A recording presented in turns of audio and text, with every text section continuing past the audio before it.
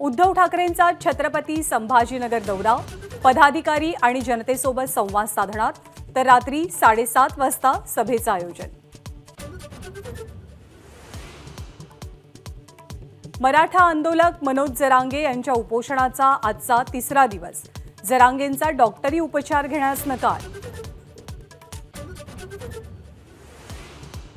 शरद पवार आज कल्याण आणि उल्हासनगर दौऱ्यावर, तर मुख्यमंत्री एकनाथ शिंदेंचाही आज कल्याण डोंबिवली दौरा।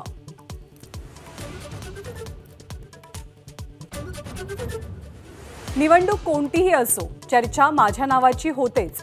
बीडमध्ये पंकजा मुंडेंचं वक्तव्य। 3 पक्ष एकत्र आल्यामुळे आपल्याला मतदारसंघ राहिला नसल्याचंही विधान।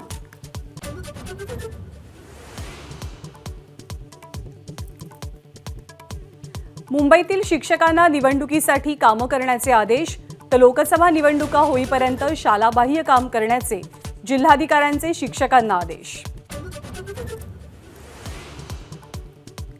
यंदा मुसळधार पाऊस पडणार, जागतिक हवामान संस्थांचा अंदाज। अल निनोचा प्रभाव जूनपर्यंत संपण्याची शक्यता।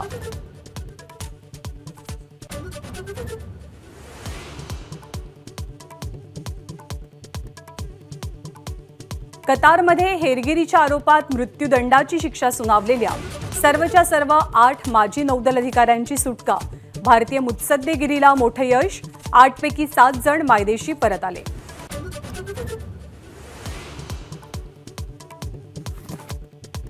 शेतकऱ्यांचा मोर्चा दिल्लीच्या दिशेनं, सरकारकडनं शेतकरी नेत्यांना चर्चेचं निमंत्रण। चंदीगडमध्ये अर्जुन मुंडा, पियुष गोयल आणि नित्यानंद राय संवाद साधणार।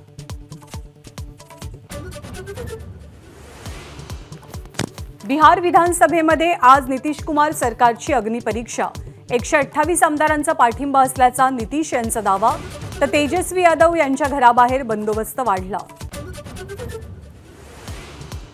पंतप्रधान नरेंद्र मोदींकडनं आज 1 लाखांपेक्षा अधिक नोकऱ्यांची भेट। 47 ठिकाणी रोजगार मिळावे। पंतप्रधान मोदींच्या हस्ते नियुक्तीपत्रांचं वाटप। दिल्लीचे मुख्यमंत्री अरविंद केजरीवाल आज सहकुटुंब अयोध्येमध्ये रामललाचं दर्शन घेणार। पंजाबचे मुख्यमंत्री भगवंत मानही केजरीवालांसोबत अयोध्येत जाणार। उदय साहरनच्या युवा ब्रिगेडचं विश्वविजेतेपदाचं स्वप्न अधुरं। फायनलमध्ये ऑस्ट्रेलियन युवा संघाचा 79 धावांनी विजय। 254 धावांचा पाठलाग करताना भारतीय युवा संघ 174 धावांवरती ऑल आउट। एबीपी माझा, उघडा डोळे बघा नीट।